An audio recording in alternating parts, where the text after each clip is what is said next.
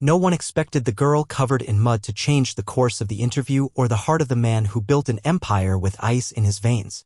Isabelle Carter only wanted a chance to survive, but her arrival would shatter the walls of a man who had sworn never to trust anyone again. Sometimes the greatest journeys begin when everything seems hopeless.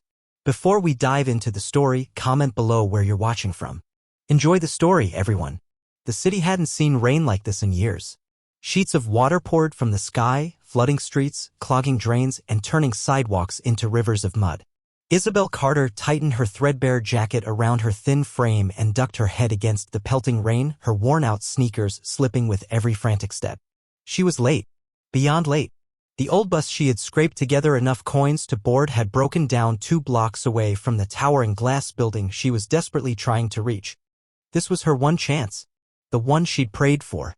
After months of bouncing between shelters and temporary gigs, she had finally landed a job interview with Whitestone Industries, the kind of opportunity people like her rarely even got to dream about. It didn't matter that she didn't own proper clothes. It didn't matter that she hadn't eaten a full meal in 2 days. All that mattered was getting there, getting through the door, and somehow convincing someone, anyone, that she was more than her circumstances. She rounded the final corner and immediately regretted it. A delivery truck splashed through a massive puddle, sending a wave of dirty water across the sidewalk and all over Isabelle. She gasped, stumbling backward as freezing mud soaked her jeans, her thin blouse, and her already ruined sneakers. For a moment, she stood frozen, shivering, dripping, the city blurring around her into cold, gray smudges. People passed without looking. Some turned up their collars, others crossed the street to avoid her entirely.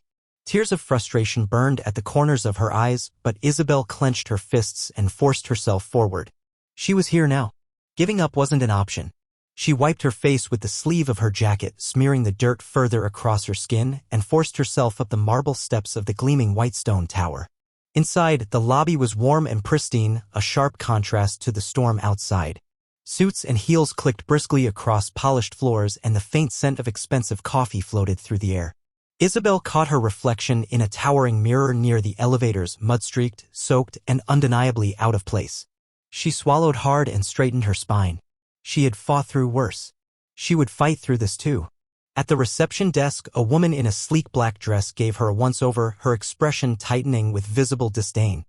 Isabelle approached, trying to steady her trembling voice. I'm here for the interview," she said, gripping the strap of her battered canvas bag. The receptionist arched a perfectly sculpted brow. "Name?" "Isabelle Carter," she answered. The woman tapped something on her sleek tablet. Her lips pursed. "You're late." "I know. I'm so sorry," Isabelle said, her voice cracking despite her best efforts. "The bus broke down, and then there was the rain and..."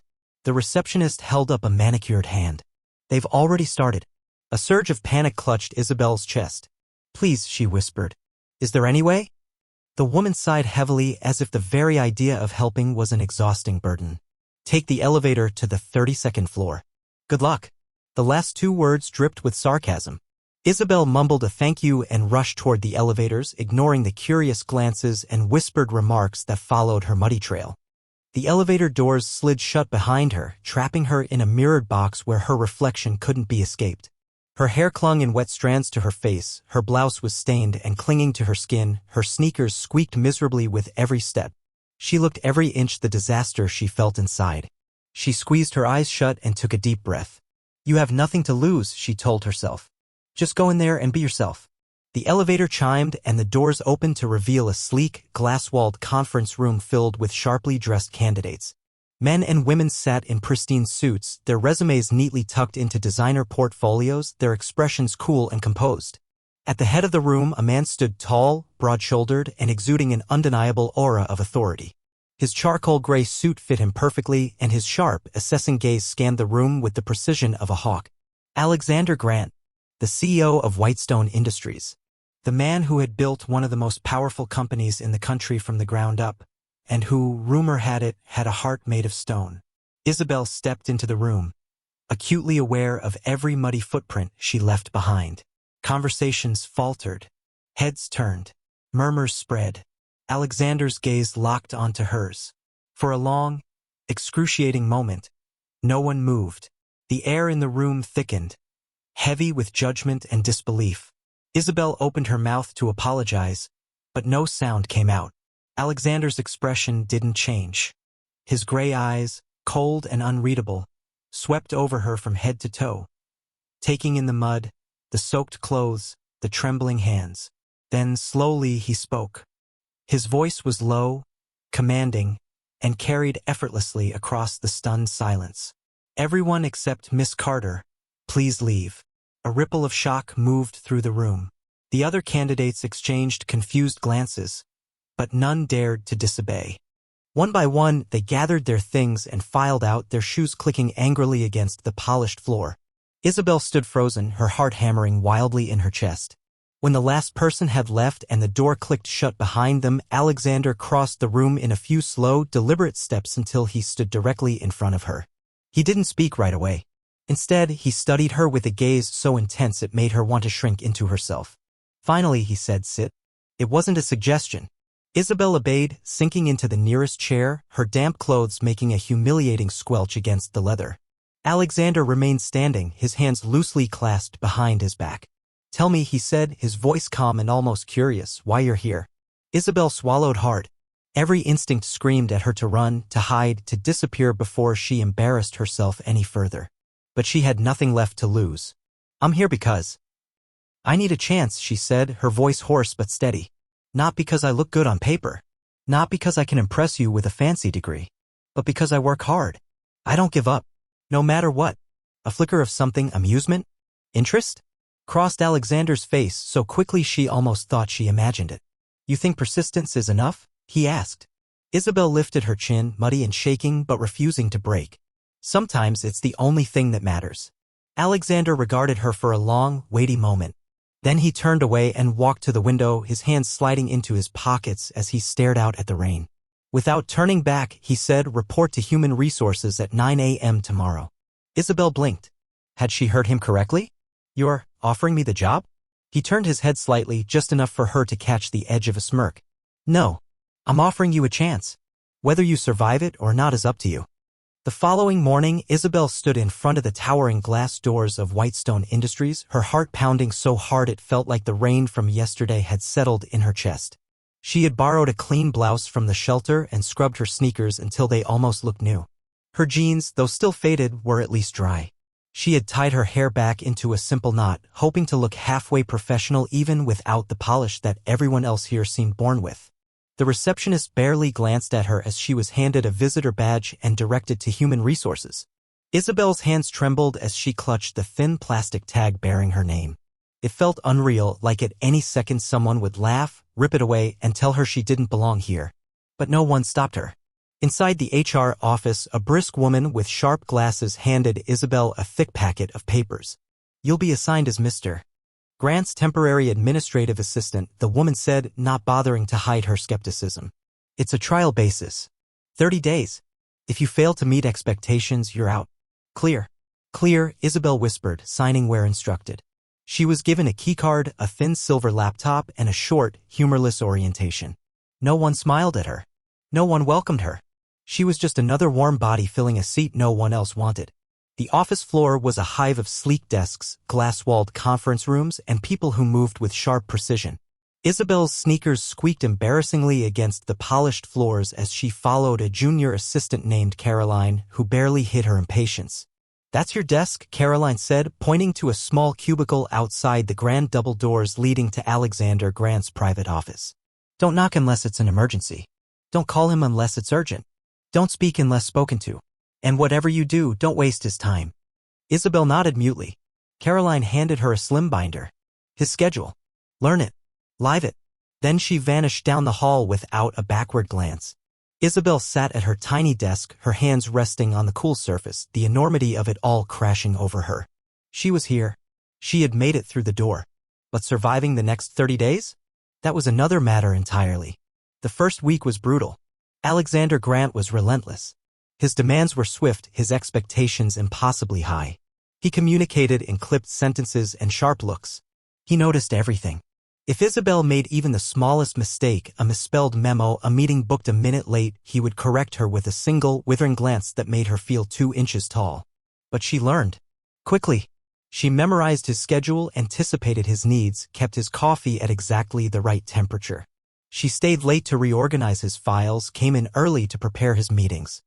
Every night she dragged herself back to the shelter with aching feet and a pounding head, but every morning she returned. And slowly, almost imperceptibly, things shifted. The second week, Alexander stopped double-checking every email she sent on his behalf. The third week, he started handing her tasks with nothing more than a nod, a small, silent trust growing between them. By the end of the fourth week, he spoke to her in full sentences, sometimes even with a glimmer of dry humor curling at the edges of his mouth. She never dared to believe she was impressing him. She knew better than to dream too big.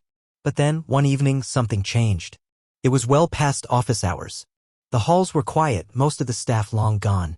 Isabelle was still at her desk, sorting through the endless stack of reports Alexander had requested when the doors to his office opened.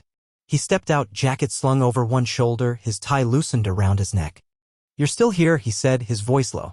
She looked up, startled. There was still work to finish. He studied her for a moment, his gaze strangely unreadable. "Come," he said, jerking his head toward the elevator. She blinked. "Sir? It's dinner time. Unless you prefer to keep surviving on vending machine coffee and hope." Isabelle hesitated. Every rule she had made for herself screamed against it. Keep it professional. Stay invisible. Don't get noticed. But Alexander Grant had already pressed the elevator button. Something inside her shifted. She rose from her desk and followed him. They ended up at a quiet Italian restaurant tucked away in a side street, somewhere you'd never expect a man like Alexander Grant to eat. No white tablecloths, no pretentious menus. Just warm lighting, rich smells, and simple, hearty food. They sat in a corner booth, the city humming quietly beyond the rain-speckled windows. "You didn't answer the question," Alexander said after the waiter left with their orders. She frowned slightly. "What question? Why you're really here?" Isabelle gripped the edge of her seat. The truth was messy. Ugly. Not something you spilled over spaghetti and red wine. But something about the way he was looking at her, serious, patient, almost human, made her speak. "I lost my parents when I was 17, she said, her voice low. "I worked my way through school barely hanging on. I had a job. A place to live. It wasn't much, but it was mine. Then one mistake, one stupid mistake, and I lost everything. The apartment. The job. Everything. I ended up at a shelter." Alexander's expression didn't change, but something in his eyes softened. "I'm not asking for pity," she added quickly. I needed a chance. To prove that I'm more than where I come from." He leaned back slightly, studying her with an intensity that made her skin prickle. "You're not like the others," he said quietly. She managed a small, shaky laugh. "Because I'm the only one who showed up looking like I wrestled a swamp?" He almost smiled. "Almost?" "No," he said. "Because you don't know how to quit." Their food arrived, breaking the heavy moment between them. They ate mostly in silence, but it wasn't uncomfortable. It was steady. Strange. Like two people who had spent years adrift and had finally found a shore neither of them had expected. After dinner, Alexander insisted on driving her back to her apartment, the lie she had told to avoid admitting she still lived at the shelter. She gave him a random address and got out 2 blocks early, walking the rest of the way under the cold stars. That night, lying on the thin mattress in the shelter's dormitory, Isabelle stared up at the cracked ceiling, her heart a confused, aching mess. She was falling for him, hard and fast and completely against her will. And if he ever found out the truth about her? She didn't know if either of them would survive it. The days that followed blurred into a strange rhythm Isabelle hadn't dared hope for. She wasn't just surviving at Whitestone Industries anymore, she was growing. Her tasks grew more complex. Alexander trusted her with sensitive negotiations, private schedules, and confidential client information. He didn't say it out loud, but Isabelle felt the shift in the way he spoke to her, in the way he paused when she entered the room, as if taking note of her presence in a way he didn't with anyone else. Other people noticed too. There were whispers in the halls, curious glances that followed her movements. She wasn't just the mud-covered girl who stumbled in late anymore, she was the assistant personally picked by Alexander Grant. And in an environment where alliances were currency and secrets were weapons, that kind of attention was dangerous. Caroline, the junior assistant who had first shown her to her desk with thinly veiled disdain, became openly hostile. Files disappeared mysteriously from Isabelle's desk. Emails she knew she had sent somehow went missing. At first, Isabelle thought it was coincidence. But then she overheard a conversation near the break room, Caroline's unmistakable voice, sharp and mocking. "She's obviously sleeping with him. How else does a nobody get that close to Alexander Grant?" The words hit Isabelle like a slap. She froze behind the corner, clutching the folder she had been about to deliver. It wasn't true. She hadn't crossed that line. She had been so careful, so professional. But the accusation planted a seed of doubt, and not just in the minds of others. In hers, too. Was she fooling herself? Did Alexander really see her skills, or had he simply noticed her? The next morning, Isabelle arrived earlier than usual, determined to prove she belonged here. She threw herself into her work, checking every detail twice, responding to emails within minutes, anticipating every shift in Alexander's schedule. By noon, her head was pounding. She barely looked up when Alexander's office door opened and he stepped out holding a thick envelope. "Walk with me," he said. Without question, Isabelle grabbed her notebook and followed. They moved through the maze of halls, past gleaming glass offices and buzzing conference rooms. Alexander said little, his expression unreadable. Isabelle's nerves twisted tighter with each step. He led her into a private elevator she hadn't even known existed, one that bypassed the main floors entirely and opened onto a sunlit rooftop terrace. The city sprawled before them, towering skyscrapers, winding rivers, endless traffic. The air smelled faintly of rain and possibility. Alexander handed her the envelope. "Review this," he said. "Tell me if it's worth pursuing." Isabelle opened it, scanning the proposal inside. Partnership deal. Big money. Big risk.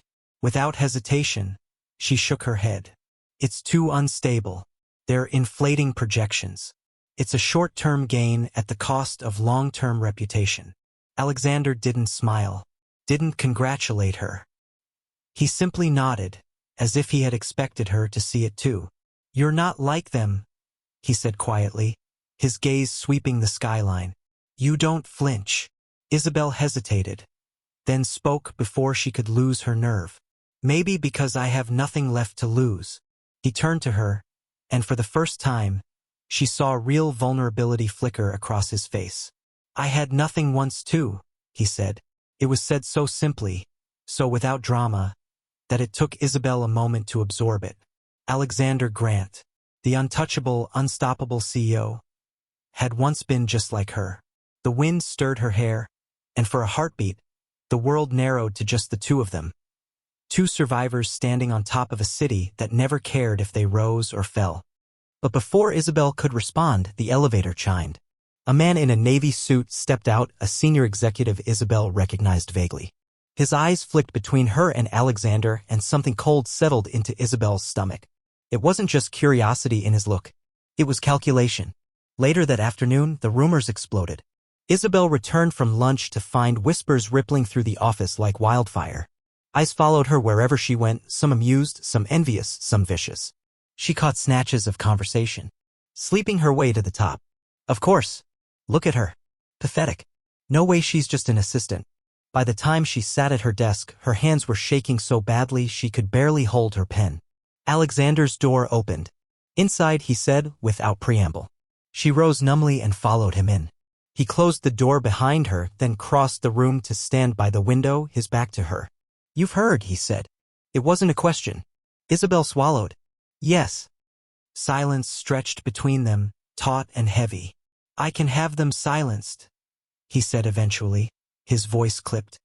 "I can have HR issue warnings, restructure teams." "No," Isabelle said sharply, surprising even herself. "Don't." Alexander turned, his expression shuddered. "If you fight for me," she said, her voice trembling, "it'll just prove them right. Let me fight for myself." For a long moment he said nothing. Then, almost reluctantly, he nodded. "You shouldn't have to," he said, more to himself than to her. "I know," Isabelle whispered, "but I do." She turned to leave, needing air, needing space. But his voice stopped her. "Isabelle." She looked back at him. His gray eyes held hers, steady and unflinching. "You don't have to prove anything to me." The words hit her harder than any accusation ever could. She fled before he could see the tears she couldn't hold back. That night, Isabelle didn't return to the shelter. She spent hours wandering the rain-slicked streets, trying to clear her head, trying to remember why she had started this journey in the first place. It wasn't for admiration. It wasn't for attention. It was for survival. For dignity. For the chance to build something of her own. When she finally returned to the shelter after midnight, exhausted and numb, she found a package waiting for her. No note. Just a plain white box with her name written in firm, elegant handwriting. Inside was a brand new pair of shoes, simple, professional, nothing flashy. The kind of shoes that said, "I belong here." She knew, without question, who had sent them. Isabelle hugged the box to her chest and closed her eyes. Tomorrow, she would walk into Whitestone Industries with her head high. Not because of Alexander Grant. Not because of anyone else. But because she had earned it. And because she wasn't ready to give up, not yet. The days that followed were heavier, somehow. Isabelle moved through the gleaming halls of Whitestone Industries with a new determination. Her chin lifted just a little higher. Her steps a little steadier. She wore the new shoes every day, and though no one said anything, she caught the subtle shifts, the speculative glances softening, the whispers growing quieter. She wasn't an anomaly anymore. She was a fixture, a presence they couldn't easily dismiss. Alexander, for his part, kept his distance. Professionally, he remained the same sharp, demanding, brilliant. But there were moments, quick glances, subtle pauses, when the air between them crackled with something neither dared name. Isabelle clung to the fragile piece she had built. Every day she told herself, just focus, just work, don't get distracted. And for a while it worked, until the day everything unraveled. It started innocently enough, a charity event organized by Whitestone Industries, a black-tie gala meant to showcase the company's commitment to community outreach. Alexander insisted she attend. It wasn't a request. It was an order. "You're part of this company now," he said when she hesitated. "People will expect to see you." She had no dress, of course. No shoes fancy enough for a gala. When she tried to protest, Alexander simply handed her a small card with a boutique address and said, "Tell them I sent you." It should have felt like a victory. Instead, it felt like a warning. The night of the gala, Isabelle stepped out of the car, heart hammering in her chest. The dress was simple but elegant, a deep midnight blue that clung to her curves without flaunting them, with delicate straps that made her feel almost weightless. Her hair had been swept into a soft updo, and for the first time in what felt like forever, she looked in the mirror and didn't see the girl from the shelter. She saw someone who might actually belong. Inside, the ballroom glittered with chandeliers and murmured conversations. Waiters in white gloves floated between tables carrying trays of champagne. Alexander found her immediately, his gaze flickering over her with a heat that made her skin flush. "You clean up well," he said, the corner of his mouth tilting upward in what might have been the beginning of a smile. "So do you," she replied before she could stop herself. For a few precious hours, it was almost easy to forget the precarious balance of their lives. They talked. They laughed, real laughter, not the polished kind she heard every day in the office. She saw glimpses of a man beneath the armor, and she let herself wonder, just for a little while, what it would be like if things were different. But reality, as always, had sharper teeth. She was sipping a glass of water near the edge of the dance floor when she overheard it. Two women in expensive gowns, their voices low but cutting. "Did you hear? She doesn't even have an apartment. Someone saw her coming out of the city shelter last month." "No. I swear. It's pathetic. I mean, it explains everything, doesn't it? Poor little street rat. No wonder she latched onto Grant." Isabelle froze, the blood draining from her face. Shelter. Someone new. She backed away from the dance floor, heart pounding, nausea rising in her throat. She needed air. She needed space. But as she turned, she collided with a broad, familiar chest. Alexander. His hands steadied her automatically, strong and sure. "Isabelle," he said, frowning. "What's wrong?" She opened her mouth, but the words tangled into a knot she couldn't untie. "Nothing," she whispered. "I just need a minute." He studied her, and for a terrifying second, she thought he would see everything, the fear, the shame, the lies she had tried so hard to bury. But then he stepped aside, giving her room. She fled into the night.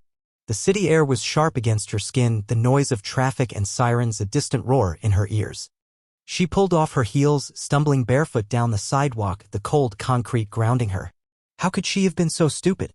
She had built her new life on a foundation of half-truths and omissions. And now it was crumbling. Her phone buzzed in her clutch.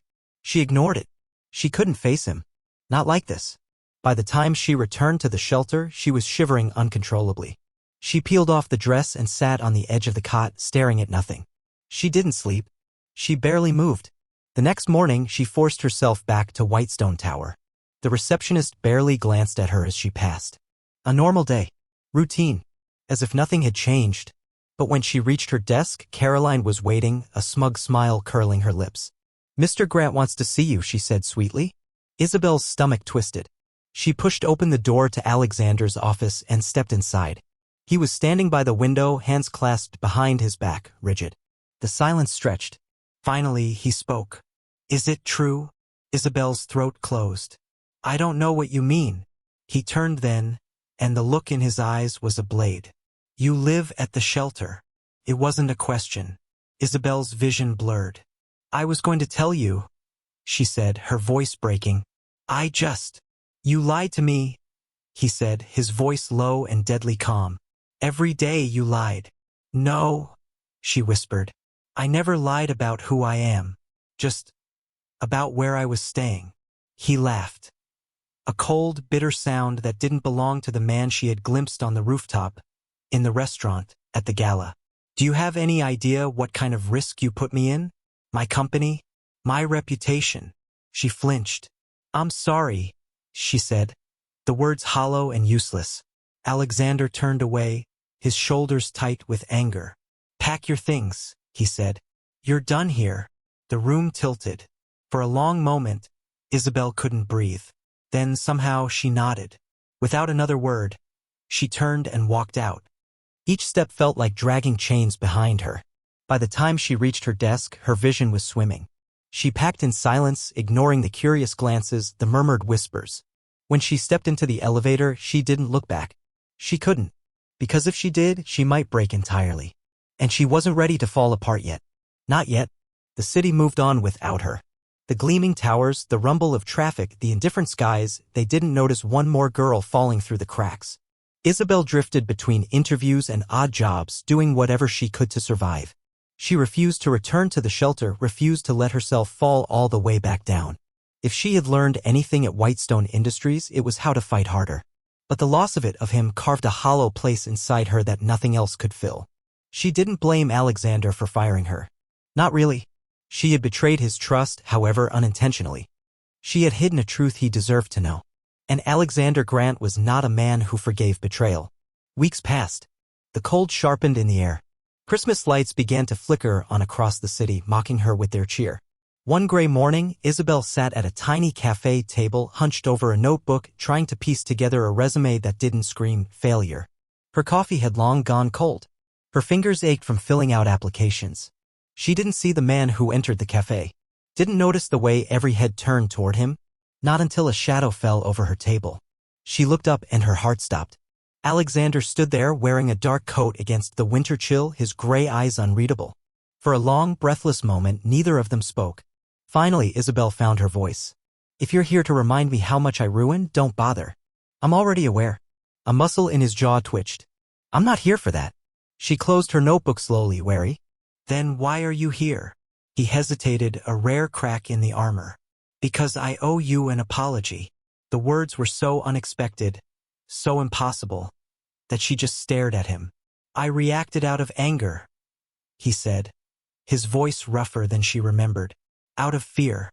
I told myself it was about the company, about reputation. But the truth is, it was about you. She swallowed hard. Alexander, I trusted you, he said, cutting her off gently. More than I realized. And when I found out about the shelter, I felt betrayed. Not because you lied, but because I had started to care, and I didn't know how to handle that. The world tilted. He cared. You think I cared about where you lived? He said, softer now. I admired you for surviving, for fighting. I fired you because I was afraid. Isabelle's chest tightened painfully. You were the last person I ever thought would be afraid of anything. A faint, humorless smile touched his lips. You weren't the only one hiding things. He reached into his coat and pulled out a small envelope, placing it carefully on the table between them. Inside was a contract, an offer, not as his assistant, but as a partner. You built something out of nothing, Alexander said. You see things other people miss. I need someone like you, not just in my company. He hesitated. In my life. The noise of the cafe faded into nothing. I'm not the girl you think I am, Isabelle whispered. I'm a mess. I'm scared all the time. I don't have anything to offer you except yourself. he interrupted firmly. And that's all I ever wanted. Tears blurred her vision. For the first time in so long, she let herself believe. Slowly, she reached out and took the envelope. I don't want charity, she said, her voice trembling. I want to earn it. Alexander's smile was slow, genuine, devastating. Then let's build something real. He offered his hand. She took it. The first touch wasn't magical, wasn't cinematic. It was real, warm and grounding and solid. Exactly what she needed. Exactly what he needed. Outside, the city kept moving, unaware that somewhere in the heart of it, two broken people had found something worth saving. They built slowly, carefully, together. At first, it was just coffee meetings, late-night planning sessions, projects sketched out on napkins and whiteboards. Isabelle's ideas were sharp, raw, full of life. Alexander's expertise shaped them, refined them, gave them roots. They fought sometimes, loud, passionate battles that ended in laughter or long, aching silences that always ended with one of them reaching out first. Trust was rebuilt one moment at a time. Love grew, not in grand declarations, but in small, everyday acts. In the way Alexander always kept a second coffee waiting for her in the morning.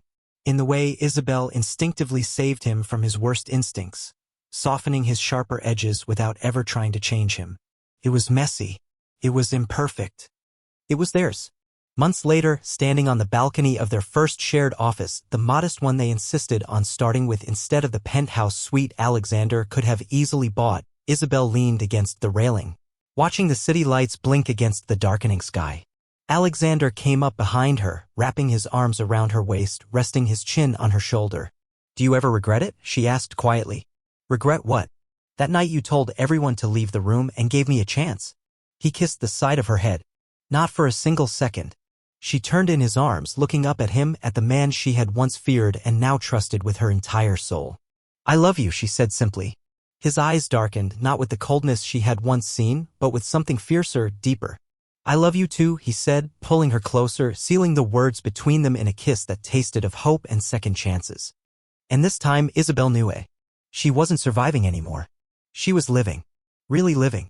And no matter how many storms came, no matter how many battles they still had to fight, they would face them together. Because sometimes, when you're brave enough to walk into a room covered in mud, soaking wet and half-broken, the universe meets you halfway. And gives you everything you never dared to dream of.